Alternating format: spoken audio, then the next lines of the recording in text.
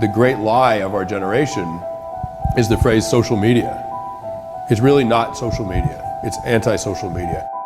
When you put people in a group, when you put them in a room, you put them in a restaurant, they will ignore each other in order to pay attention to something that it basically is just ones and zeros on the screen.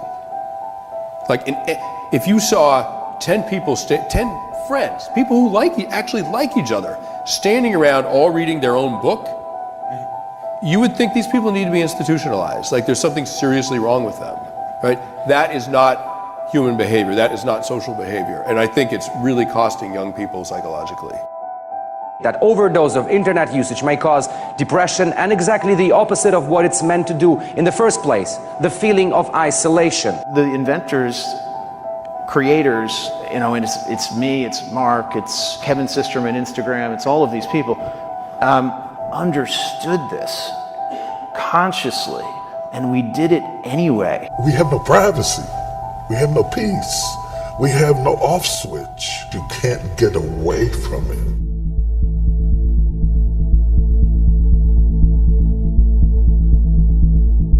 A third of us use our smartphones with our friends and our family whilst eating.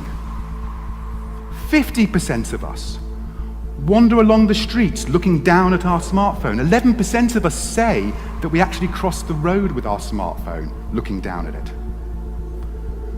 A third of us will wake up and within 5 minutes reach for our smartphone.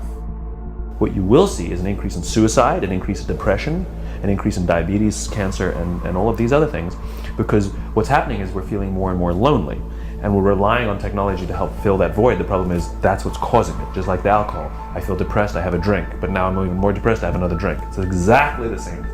And so what you will see is increases in suicide and mass murder, because the thing that produces mass murder and suicide is the same thing. You no longer feel like anybody cares about you, and you literally become antisocial. Okay, Facebook doesn't have nicotine in it, but study after study has argued it can make us depressed. One of Facebook's first employees says he feels guilty about the platform he helped build. So the biggest negative impact, of course, is an imbalance coming from spending so much time on one facet of your life and not on the others. So we'll see changes in physical health, we'll see an increase in sedentary behavior, an increase in obesity, we'll see increases in social isolation or depression, a decrease in work or school performance, irritability, mood changes, and more importantly, changes in primary relationship, whether it be with parents, children, or among spouses. Today we live in a world now where it is easy to confuse truth and popularity. And you can use money to amplify whatever you believe and get people to believe that what is popular is now truthful and what is not popular may not be truthful.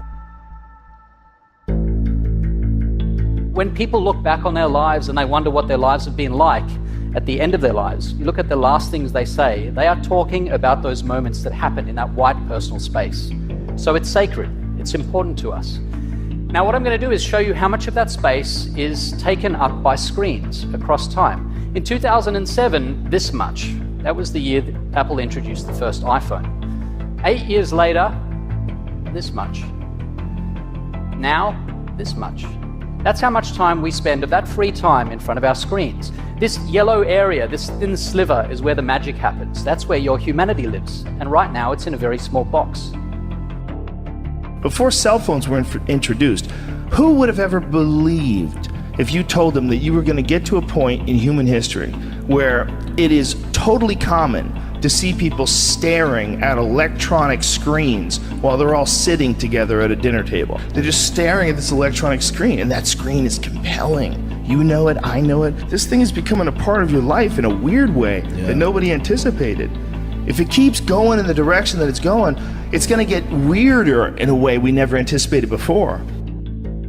Now, I don't want to blame the device. It's not the smartphone's problem. The problem comes down to our behavior with the smartphone, and that is a good thing, because we can choose to change our behavior. We can choose to act differently. We can choose to stop looking down and start looking up. It might surprise you that on average, you spend 2 hours, 25 minutes a day on your smartphone. And if you're considered to be a heavy user, you will double that to 3 hours, 45 minutes. And the time that we spend in our virtual homes is at the expense of interaction in our real homes, in the real world.